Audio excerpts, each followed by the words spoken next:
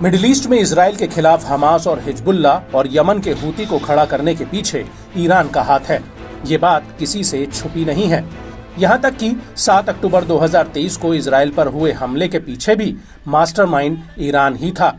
कई खुफिया रिपोर्ट्स में ये बात साफ हो चुकी है कि हमास के लड़ाकों को 7 अक्टूबर का हमला करने के लिए ट्रेनिंग और हथियारों की सप्लाई ईरान से ही हुई थी। यहाँ तक कि इजराइल हमले की पूरी पटकथा ईरान ने ही लिखी थी। और अब जब इजराइल कह रहा है कि वो हिजबुल्लाह को सबक सिखाने के लिए आर पार की लड़ाई के लिए तैयार है, तो ईरान के कार्यकारी विदेश मंत्री अली बाघेरी कानी ने ये तक कह दिया है कि अगर इजराइल ने लेबनान पर आक्रमण किया तो उसके लिए वो नर्क साबित होगा। यहाँ तक कि अमेरिका ने भी ये बात मानी है कि इजराइल और हमास के युद्ध में ईरान सीधे तौर पर कूद पड़ेगा। और इसी कड़ी में अब एक बहुत बड़ा खुलासा हुआ है।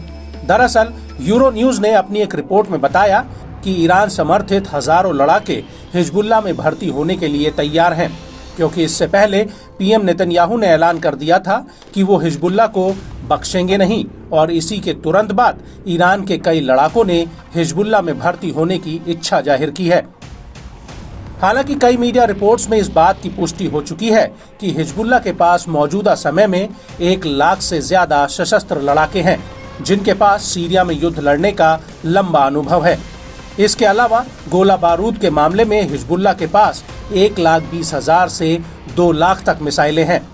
और एक रिसर्च में ये बात भी सामने आई है कि हिजबुल्लाह एक दिन में इजराइल के ऊपर 3,000 मिसाइलें फायर कर सकता है। ऐसा वो लगातार 4 हफ्तों तक कर सकता है। लेकिन बात आती है ईरानी लड़ाकों की हिजबुल्लाह में भर्ती होने की, तो हिजबुल्लाह प्रमुख हसन नसरल्लाह ने ईरान के इस ऑफर को फिलहाल मना कर दिया है। न्यूज एजेंसी एसोसिएट प्रेस के मुताबिक नसरल्लाह का कहना है कि उनके पास इजराइल से लड़ने के लिए पर्याप्त संख्या में लड़ाके हैं। नसरल्लाह ने इराक, सीरिया और यमन में ईरान समर्थित लड़ाकों का हिजबुल्लाह में भर्ती होने की गुजारिश का आभार जताया है। नसरल्लाह का कहना है कि हमने उनका धन्यवाद किया है, लेकिन हमारे पास पहले ही उचित संख्या में लड़ाके हैं। लेकिन इसको लेकर एफडीडी के एनालिस्ट डेविड दाऊद का कहना है कि हिजबुल्लाह कई बार अपनी उस ताकत को दिखाने की कोशिश करता है जो हकीकत में उसके पास है ही नहीं। नसरल्लाह सिर्फ अपनी जनता को ये जताना चाहते हैं कि वो अकेले अपने दम पर इजराइल का सामना कर सकते हैं। हालांकि अगर हकीकत में हिजबुल्लाह खतरे में पड़ता है तो ईरान समर्थित लड़ाके सीधे लेबनान आ सकते हैं।